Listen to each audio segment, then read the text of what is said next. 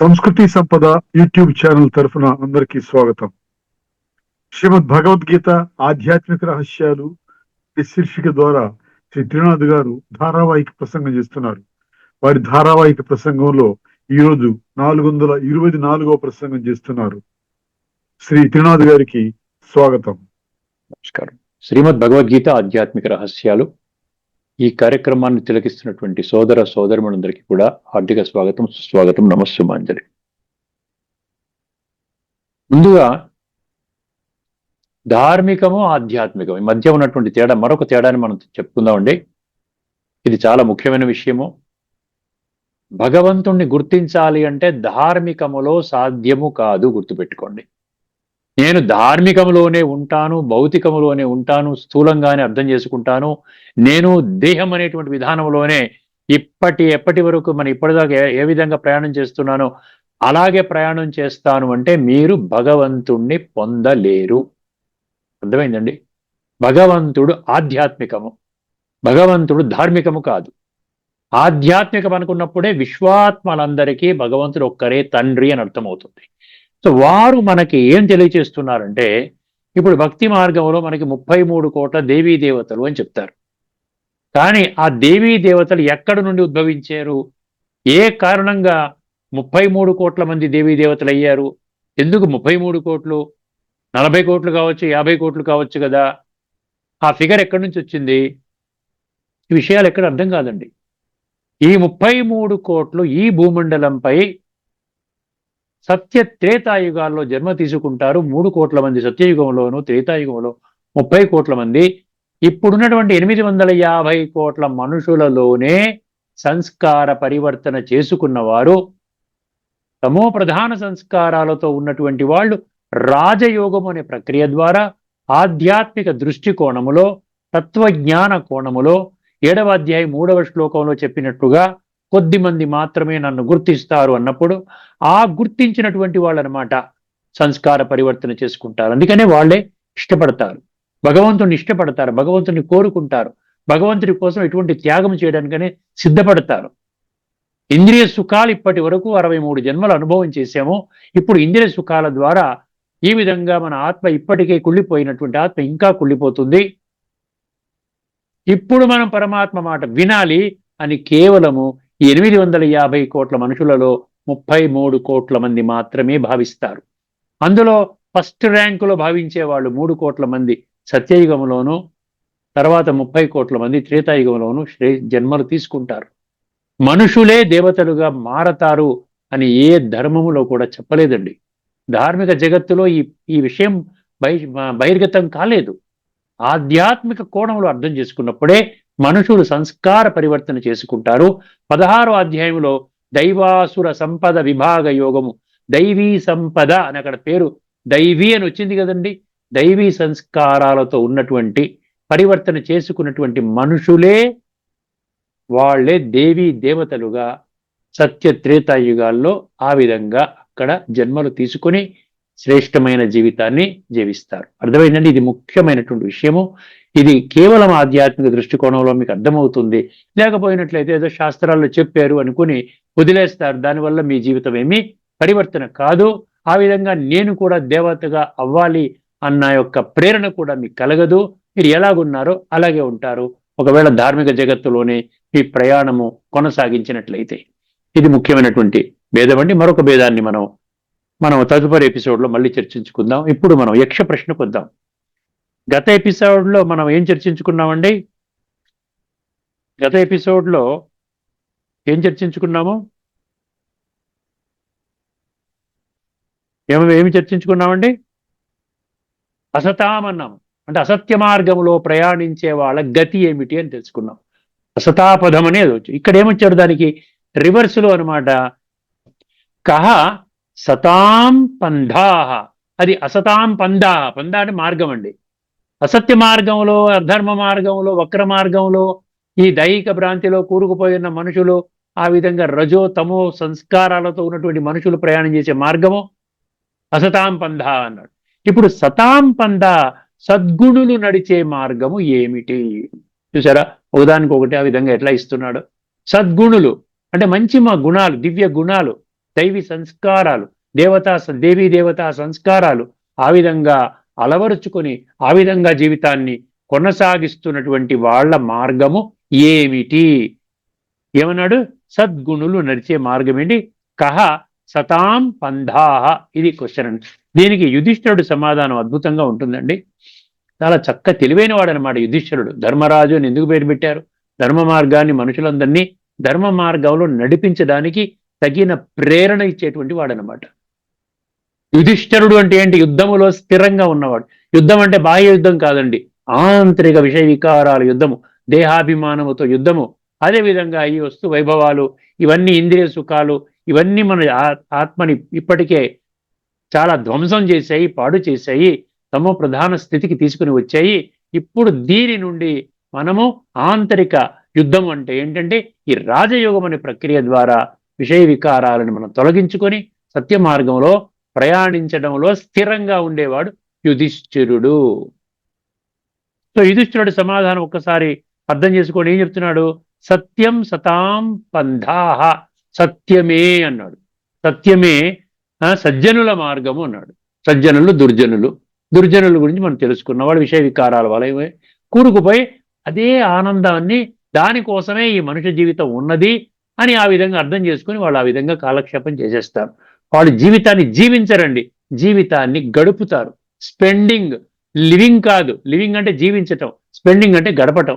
ఉదయం లెగుస్తారు, పడుకోబోయినందుకు ఈ విధంగా దైహికంగా వాళ్ళతో వీళ్ళతో ముచ్చరించుకోవటం, టీవీ చూడటం, అది చూడటం, ఇది చూడటం, అయిపోయింది నిద్ర. 3 పూట్ల భోజనం చేయటం, ఈ విధంగా మళ్ళీ పడుకోవటం, మళ్ళీ తెల్లారు మళ్ళీ ఈ విధంగా ఒక రోజు కట్ అవుతుంది. వాళ్ళ యొక్క ఈ విధంగా ఆయుష్ ఒక్కొక్క రోజు తగ్గుతూ ఉన్న పడంగా శరీరాన్ని విడిచిపెడతాం. అర్థమైంది? ఇది ప్రతి ఒక్కరికి జరిగేటువంటి ప్రక్రియ. పుట్టినవాడు మరణిస్తాడు, మరణించిన వాడు మళ్ళీ పునః జన్మ తీసుకుంటాడు. ఈ మూల ఆధ్యాత్మిక సూత్రాన్ని వాళ్ళకి అర్థం కాదు, వాళ్ళు అర్థం చేసుకోరు.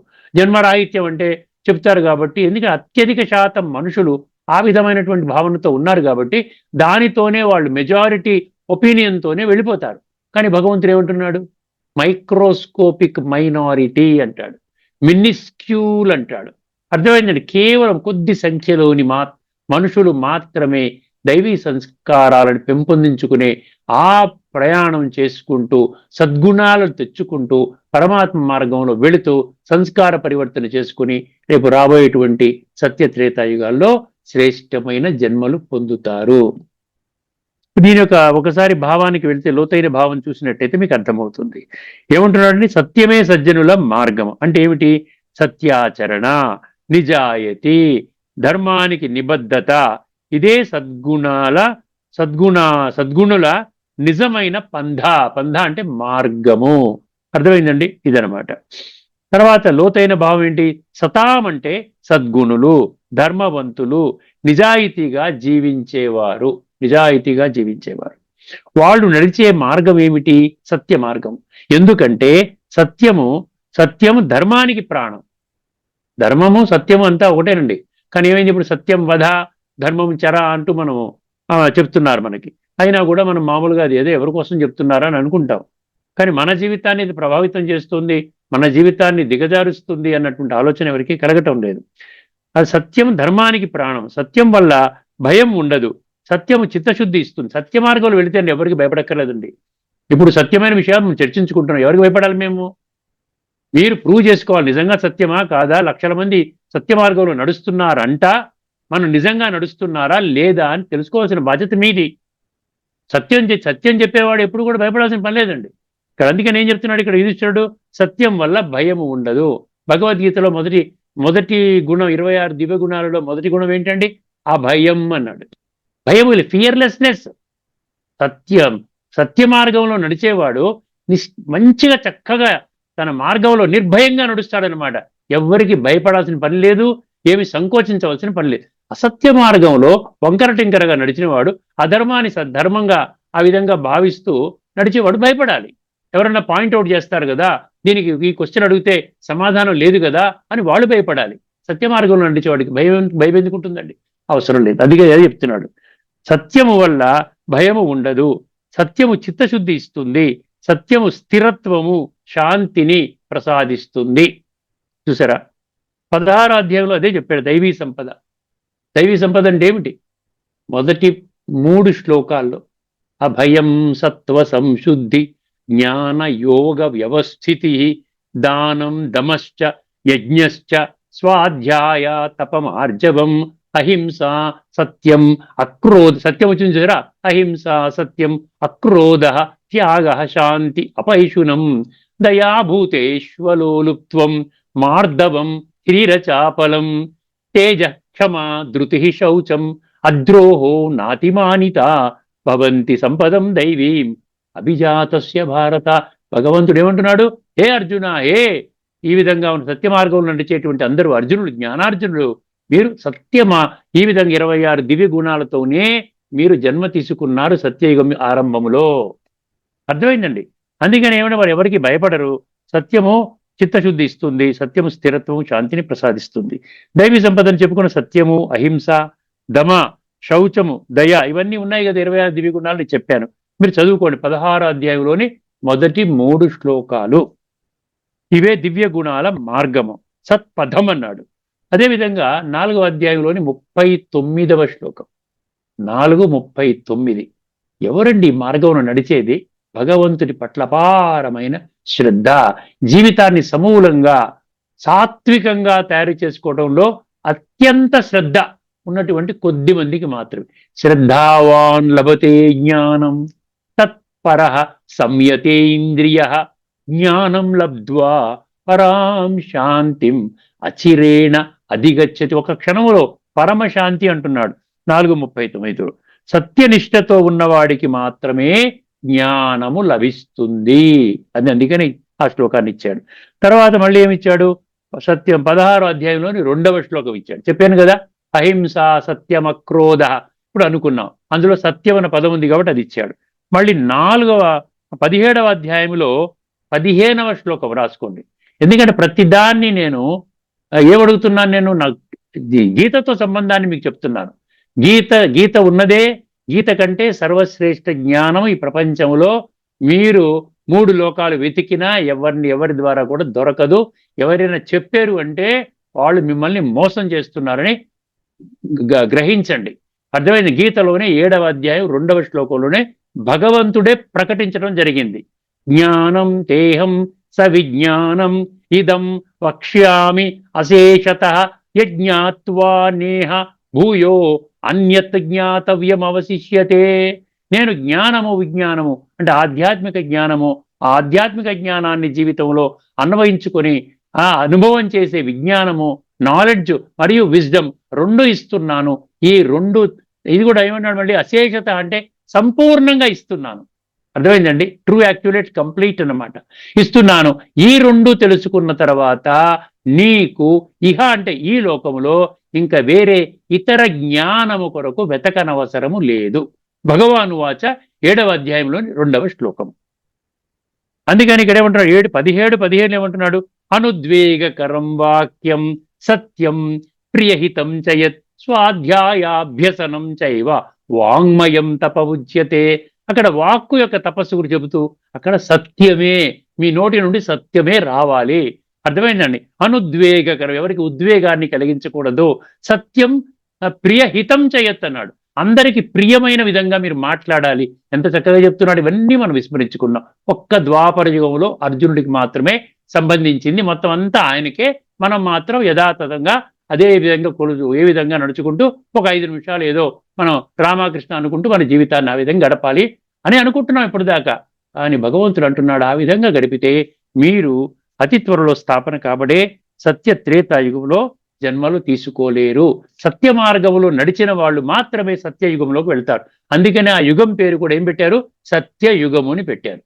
కృతయుగము సత్యయుగము ఎందుకు పెట్టారు? ఆ విధంగా మనం ఆ విధంగా జీవితాన్ని మార్చుకున్నటువంటి వాళ్ళే సత్యమైనటువంటి మార్గంలో నడిచేటువంటి వాది దైవ మార్గము అంటున్నాడు. సత్యమే నేను అని భగవంతుడు, గాడ్ ఈజ్ అబ్సల్యూట్ ట్రూత్ అన్నాం. మనం భక్తి మార్గంలో ఏమన్నాము, అసతోమా సద్గమయ అన్నాం. నేను సత్య మార్గములో ఉన్నాను తండ్రి, నాకు సత్య మార్గం బోధించు అంటున్నావు. నీ సత్య మార్గం అంటే ఏం చెప్తున్నాడు? నువ్వు ఆత్మవి, ఈ శరీరము నీది. శరీరానికి తల్లి తండ్రి ఉన్నట్లే ఆత్మకి కూడా భగవంతుడు తల్లి తండ్రి. త్వమేవ మాతాచ పితాత్వమి. ఇంతకంటే స్పష్టత మీకు ఎక్కడ లభిస్తుందండి? ఒకసారి బుద్ధి నేత్రాన్ని తెరుచుకొని ఆ విధంగా అర్థం చేసుకోండి. అందుకనే ఆధ్యాత్మిక పదములో ఏమొస్తుందని సత్పథం అంటే ఆత్మస్మృతి, పరమాత్మ స్మరణ, వికారరహిత జీవితము, సత్య జ్ఞానములో నిలకడ. తర్వాత సత్యమే శ్రేయస్సుకు దారి అంటున్నాడు. సత్య మార్గం అంటే దైవ మార్గము. సత్యానికి విరుద్ధమైనది ఏంటి? మాయ, దేహాభిమానము, వికార పదము, అది అసత్పథము అంటున్నాడు. ఒక్క వాక్యములో సారాంశం ఏంటంటే ఆఖరి మహావాక్యము, సజ్జనుల మార్గము సత్య మార్గము, దుర్జనుల మార్గము అసత్య మార్గము, సత్యమే సత్పథము, ధర్మానికి దారి. ఇప్పుడు మనము ఇదైపోతుంది. యక్ష ప్రశ్న 67 అయిపోయిందండి. తదుపరి ఎపిసోడ్లో 68వ ప్రశ్న మనం కూలంకషంగా చర్చించుకుందాం. ఇప్పుడు మనం గీతా శ్లోకాన్ని అర్థం చేసుకోవాలి. గీతా శ్లోకాన్ని అర్థం చేసుకోవాలి. ఎందుకంటే గత ఎపిసోడ్లో మనము ఉపనిషత్తు, ఒక దాంట్లో ఒక ఎపిసోడ్లో ఉపనిషత్తు చెప్పుకుంటున్నాం, తదుపరి ఎపిసోడ్లో గీత, మళ్ళీ తర్వాత ఎపిసోడ్లో మళ్ళీ ఉపనిషత్తు. ఎన్ని వీలవుతే అన్ని మనం తెలుపుకుంటాం. ఇప్పటి వరకు ఒక విషయాన్ని మీరు గమనించి ఉంటారు.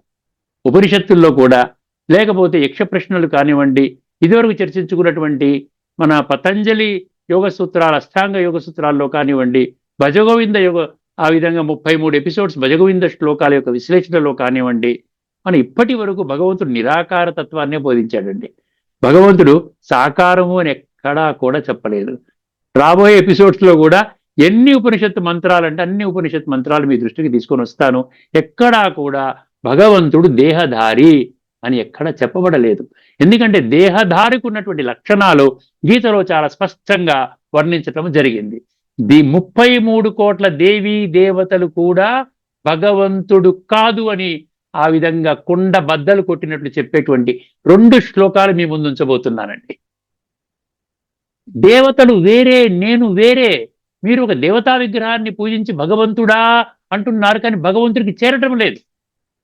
మీరు భగవంతుడా అంటున్నారు, భగవంతుడా అంటున్నారు కాబట్టి ఆ దేవతకి కూడా చేరదు. అదే మీరు దేవతా విగ్రహాన్ని పూజిస్తున్నారు కాబట్టి భగవంతుడికి చేరదు, రెండిటికి చేరదు. అందుకని మీరేమవుతుంది, సంస్కార పరివర్తన చేసుకోలేకపోతున్నారు. కనీసం దేవత కన్నా చేరిందా? మీరు భగవంతుడా అంటున్నారు, నేను భగవంతుడిని కాదు నాయన, నేను దేవతని అని ఆ భగవత్ స్వరూపం చెప్తుంది, దేవతా స్వరూపం చెప్తుంది. అర్థమైంది? ఒక్కసారి గమనించండి, ఇందులో చాలా స్పష్టత. గీతలో ఈ యొక్క బుద్ధి నేత్రము సంబంధించింది. ఆ అబుద్ధ అంటే బుద్ధి, అబుద్ధయ అంటే బుద్ధి నేత్రాన్ని తెరవనటువంటి పరిస్థితి, మూఢత్వము, అమూఢత్వము. అర్థమైందండి? ఇటువంటి శ్లోకాలు సుమారుగా 50 శ్లోకాల లిస్టులు మనం చర్చించుకుంటున్నాం. ఇప్పుడు సుమారుగా 20 ఎన్నో వచ్చి ఉంటాయి. అర్థమైందండి? సంఖ్య ముఖ్యం కాదు, ఇందులో ఉన్నటువంటి తత్వం అర్థం చేసుకోండి. 7వ అధ్యాయంలోని 23వ శ్లోకం చాలా సులభం అండి. బుద్ధి నేత్రాన్ని తెరుచుకుంటే సులభము, బుద్ధి నేత్రాన్ని తెరుచుకోకుండా అంధవిశ్వాస మార్గములో ఏదో ఒక ప్రవచనము లాగా మనం వింటున్నట్లయితే దానివల్ల ఉపయోగం లేదు. మీరు కష్టపడతారు, ఎప్పుడైపోతుందా ఆ విధంగా చూస్తారు. ఏదో మొక్కుబడిగా వింటున్నామన్న భావనతో వింటారు, దానివల్ల ఎటువంటి ప్రయోజనము లేదు. సంస్కార పరివర్తన మీ యొక్క అంతిమ లక్ష్యము కావాలి. ఒకసారి ఈ శ్లోకాన్ని వినండి. 7వ అధ్యాయంలోని 23వ శ్లోకము. అంతవత్తు ఫలం తేషాం తద్భవత్యల్ప మేధసాం దేవాన్ దేవయజో యాంతి మద్భక్తా యాంతి మామపి. ఇక్కడ నన్ను పూజించే వాళ్ళ యొక్క గతి ఏమిటి, దేవతలు పూజించే వాళ్ళు ఎటువంటి ఫలితాన్ని పొందుతారు. ఎంత చక్కగా చెప్పాడు చూసారా? దేవతార్చన వాళ్ళు ఈ ఫలితాలు పొందుతారు, నన్ను పూజిస్తే ఈ ఫలితం పొందుతారు. అంతవత్తు ఫలం తేషాం. అంతవత్ అంటే నశ్వరము, టెంపరరీ, అనిత్యము, ఇప్పుడు ఉంటుంది రేపు లేనిది, స్థాయిగా ఉండేది కాదు. ఆ ఫలం ఏదైతే ఫలమో మీరు పొందుతున్నారో దేవతల పూజ వల్ల, విగ్రహారాధన వల్ల, ఒక దేవతా స్వరూపాన్ని భగవంతుడిగా భావించి చేస్తున్నందువల్ల భగవంతుడు ఇక్కడ 7వ అధ్యాయం 23వ శ్లోకంలో చాలా స్పష్టంగా చెప్తున్నాడు. అంతవత్తు ఫలం తేషాం తద్భవత్యల్ప మేధసాం అన్నాడు. ఎవరు చేస్తారంట? అల్పమేధస్సు. అల్పమేధస్సు అంటే తక్కువ బుద్ధి వాళ్ళు, అంటే బుద్ధి నేత్రాన్ని తెరవనటువంటి వాళ్ళు, అంటే ఆత్మజ్ఞానము లేనటువంటి వాళ్ళు, నేను దేహం అనేటువంటి భావనలో నిరంతరము గడిపేటువంటి వాళ్ళు, దేహభ్రాంతిలోనే ప్రయాణం సాగించేవాళ్ళు. అటువంటి వాళ్ళు దేహం అంటే ఏంటి? నేను ఒక స్థూల దేహదారిగా నేనున్నాను. స్థూల ఈ మాంసము, రక్తము, చర్మము, ఈ యొక్క ఎముకలతో కూడుకున్నటువంటి ఈ బొమ్మని పెట్టుకొని ఈ బొమ్మ ద్వారా నేను ఆనందాన్ని పొందడమే ఒక ధ్యేయంగా పెట్టుకుని జీవితాన్ని గడుపుతున్నాం చూసారా. అందుకని ఏమన్నాడు, అల్పమేధస్సు అన్నాడు. అంటే వాళ్ళ బుద్ధి వికసించలేదంట. బుద్ధి వికసించడం అంటే బుద్ధినేత్రం తెలుసుకోవడం. అర్థమైందండి. అల్పమేధస అన్నాడు. అంతవత్తు ఫలం తేషాం తద్భవత్యల్పమేధసాం. అయిపోయింది, 2 పంక్తులు అయిపోయాయి. దేవాన్ దేవయజోయాంతి. యజో అంటే పూజ, వర్షిపింగ్. దేవతల్ని వర్షిప్ చేసినట్లయితే దేవతల్ని పొందుతారన్నాడు. ముందు అర్థం చేసుకోండి. దేవతల్ని కోరుకుంటున్నారు మీరు.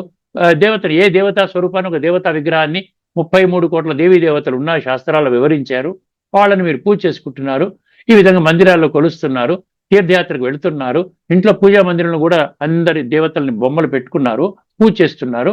వాళ్ళని చెందుతారు, వాళ్ళని పొందుతారంటున్నాడు. దేవాన్ దేవయజో యాంతి అంటే పొందటం. మద్భక్త యాంతి మామపి.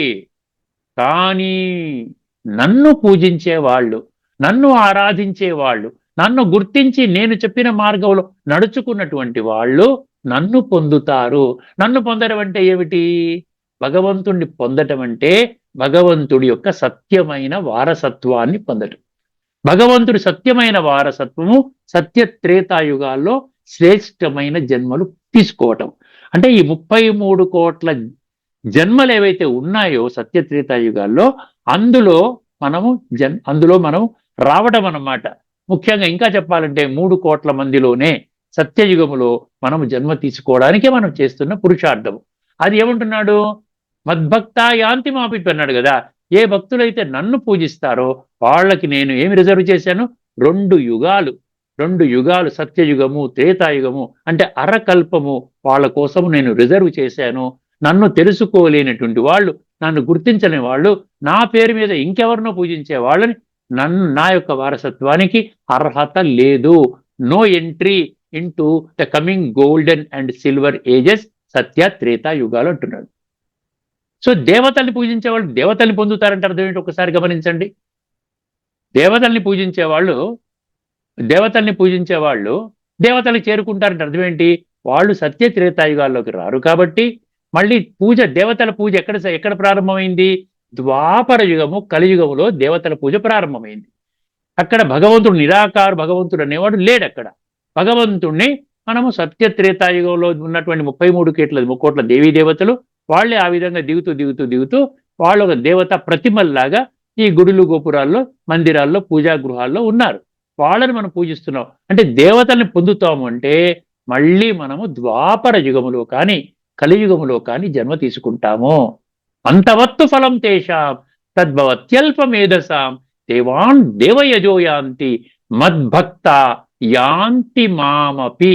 ఇది 7వ అధ్యాయము 23వ శ్లోకాన్ని స్పష్టంగా మీరు గమనించండి. ఏదైనా నేను చెప్పిన దాంట్లో పొరపాటు ఉంటే కామెంట్ సెక్షన్లో పెట్టండి. ఇంకా కొన్ని శ్లోకాలు సపోర్ట్ ఇచ్చి, ఉపనిషత్తుల సపోర్ట్ ఇచ్చి, వేదాలు సపోర్ట్ ఇచ్చి మీకు ఇదే విషయాన్ని 100% యాక్యురేట్గా మీ ముందుంచడానికి నేను సిద్ధంగా ఉన్నాను. ఇదే విధంగా ఇదే మీనింగ్ వచ్చేటువంటి ఇంకొక శ్లోకం గమనించండి. 9వ అధ్యాయంలోని 23వ శ్లోకము. అంటే 7:23, 9:23 మీకు గుర్తుకు ఈజీగా అన్నమాట. 7వ అధ్యాయం జ్ఞాన విజ్ఞాన యోగము, 9వ అధ్యాయం రాజవిద్య రాజగూహ్య యోగం. 9వ అధ్యాయం 23లో ఏముంటుంది చూసిందండి? మీరు దేవతల్ని పూజించినా కూడా నన్ను పూజించినట్లే భావిస్తాను. అర్థమైందండి? చూడండి భగవంతుడు ఎంత కృపాసాగరుడు చూడండి. ఎందుకంటే మీరు రాంగ్ రూట్లో ఉన్నారు, పర్వాలేదో భగవంతుడు నమ్ముకున్నారు. ఏ రామ కృష్ణ అనుకుంటూ ఏ ఆంజనేయనో విఘ్నేశ్వరుడో ఈ విధంగా లక్ష్మీదేవి, సరస్వతి, బ్రహ్మ, శంకర్లు పూజిస్తున్నారు, విష్ణువు పూజిస్తున్నారు, దేహదారుని పూజిస్తున్నారు. అయినా ఆ పూజ నా కొరకే అని భావిస్తానంటున్నాడు. అర్థమైందండి? కొంచెం మీకు మీ బుద్ధి నేత్రాన్ని తెరిపించే ప్రయత్నం చేస్తున్నాడు. అక్కడ చిన్న కొసమెరుపులాగా చిన్న పాయింట్ పెట్టాడు అక్కడ. ఒక్కసారి శ్లోకాన్ని వినండి. ఏపి అన్య దేవతా భక్తా యజంతే శ్రద్ధయాన్వితా తేపి మామేవ కౌంతేయ యజంత్య విధిపూర్వకం. ఏపి అన్య దేవతా భక్త. నాకు అన్య అనే పదం ఎందుకు వాడాడు? నన్ను కాకుండా ఇతర దేవతల్ని మీరు ఆరాధిస్తున్నప్పుడు ఏపి అన్య దేవతా భక్తా యజంతే శ్రద్ధయాన్విత. యజంతి అంటే పూజించటం, వర్షిపింగ్. దేనితోని? సంపూర్ణ నిష్ఠతోని, మీరు అనుకోండి, ఒక దేవతా స్వరూపాన్ని, మీరు నమ్ముకున్నటువంటి దేవతా స్వరూపాన్ని, రాముడిని నమ్ముకున్నాను, కృష్ణుడిని నమ్ముకున్నాను, ఆంజనేయ స్వామిని నమ్ముకున్నాను, వినాయకుడిని నమ్ముకున్నాను, అయ్యప్ప స్వామిని నమ్ముకున్నాను, ఏదని నమ్ముకోండి, అది పరమాత్మ భగవంతుడు అన్న భావనతో శ్రద్ధ పెట్టి మీరు ఆ విధంగా చేస్తున్నారు అని భగవంతుడు అంగీకరిస్తున్నాడు. యజంతే శ్రద్ధయాన్వితా తేపి మామేవ కౌంతేయ, నన్ను పొందినట్టుగానే నేను భావిస్తాను కానీ అని ఒక చిన్న చొరక పెట్టాడండి. కానీ అని ఏమన్నాడండి, యజంతి అవిధిపూర్వకం అన్నాడు. అది విధిపూర్వకము కాదు. ఇప్పటి వరకు మీరు చేసినటువంటి విధానము కరెక్ట్. ఇప్పుడు కలియుగం యొక్క అంతిమ సమయంలో నేను సృష్టి మీద పర్సనల్ గా వచ్చి నా యొక్క పర్సనల్ సూపర్విజన్ లో సంస్కార పరివర్తన యజ్ఞాన్ని నేను ప్రారంభించాను. కాబట్టి ఇప్పుడు నా మార్గంలో నడవడం అనేది విధిపూర్వకము, ఇతరత్రా మార్గం నన్ను తలుచుకుంటూ ఇతరత్రా మార్గంలో వెళ్ళేది అవిధిపూర్వకము అని అన్నాడు. అక్కడ గమనించండి. అప్పుడు మీకు అర్థమవుతుంది, దేవతల మార్గము భగవంతుడి మార్గము కాదు. అర్థమైన ధర్మ స్థాపకులను మనం పూజిస్తున్నామంటే భగవంతుడి మార్గము కాదు. ఋషులు, మునులు, సాధువులు, సంతులు, మహామండలేశ్వరులు, పీఠాధిపతులు, జగద్గురువులు అనేటువంటి మనుషులను పూజిస్తున్నామంటే భగవంతుడి మార్గము కాదు. పుణ్యాత్మలు, మహాత్ములు, ఇటువంటి వాళ్ళని పూజిస్తున్నామంటే భగవంతుడి మార్గము కాదు. భగవంతుడి మార్గము వేరే అన్న విషయము 7వ అధ్యాయంలోని 23 మరియు 29వ అధ్యాయంలోని 23లో స్పష్టము చేయడం జరిగిందండి. అర్థమైంది కదండి. ఇప్పుడు ఒక్కసారి అవిధి పూర్వకం అని అన్నాడు. ఇక్కడ గీతలో ఏమి ఇచ్చాడో ఒక్కసారి గమనించండి. 7వ అధ్యాయంలోని 23 మీకు చెప్తాను. భాష్యకారులు కూడా ఏమి రాసుకున్నారో మీకు అర్థం కావాలి కదా. దాన్ని బట్టి ఏమన్నా కరెక్షన్ అంటూ ఏమన్నా తీసుకోవాలంటే తీసుకోవచ్చు. 7వ అధ్యాయం 23లో ఏం చెప్పాడు, అంతవత్తు ఫలం తేషాం తద్భవత్యల్పమేధసాం దేవాన్ దేవయజో యాంతి మద్భక్త యాంతి మామపి. దీని మీనింగ్ ఏమి ఇచ్చాడండి ఒక్కసారి చూడండి. ఈ పుస్తకంలో నుంచి చదువుతున్నాను. కానీ అంటే ఆ ముందు 7వ అధ్యాయంలోని 22వ శ్లోకానికి కనెక్షన్తో చెప్తున్నాడు. మీరు దాన్ని పట్టించుకోక్కర్లేదు.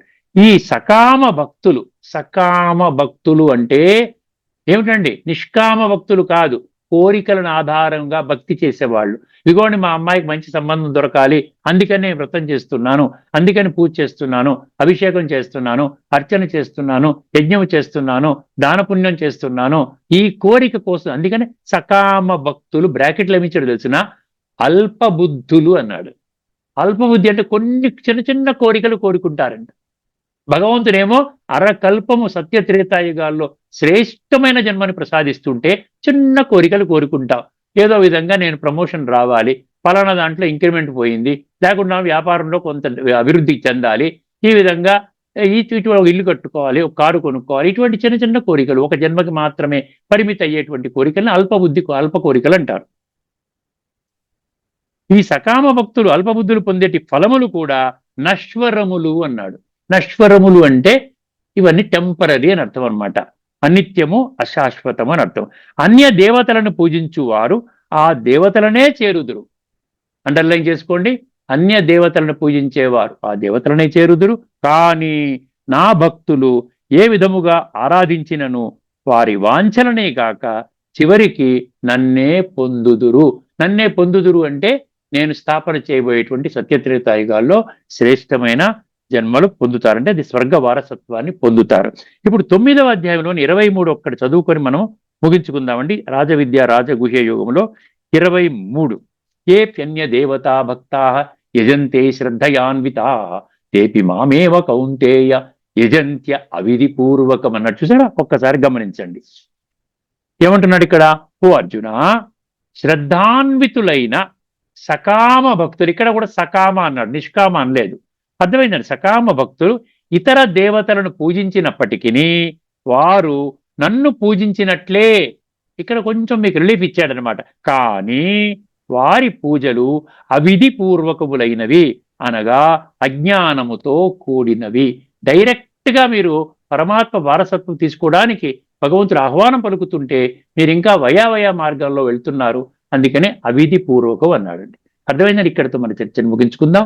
తదుపరి ఎపిసోడ్లో ఒక అద్భుతమైనటువంటి ఉపనిషత్తు, అందులోని తత్వాన్ని తెలుసుకునే ప్రయత్నం చేద్దాం. అదేవిధంగా నెక్స్ట్ యక్ష ప్రశ్న, మళ్ళీ ధార్మికము ఆధ్యాత్మిక మధ్య మరొక భేదాన్ని కూడా మీ ముందుకు తీసుకుని వస్తాను. అంతవరకు సెలవు. అందరికీ నమస్కారం. లోకా సమస్త సుఖినో భవంతు. ఓం శాంతి. శ్రీమద్ భగవద్గీత ఆధ్యాత్మిక రహస్యాలు అనే శీర్షిక ద్వారా శ్రీ త్రినాథ్ గారు మనకు దాని తత్వ రూపాన్ని పూర్తిగా సవివరంగా విశ్లేషించారు. వారికి ధన్యవాదాలు. నమస్కారం అండి.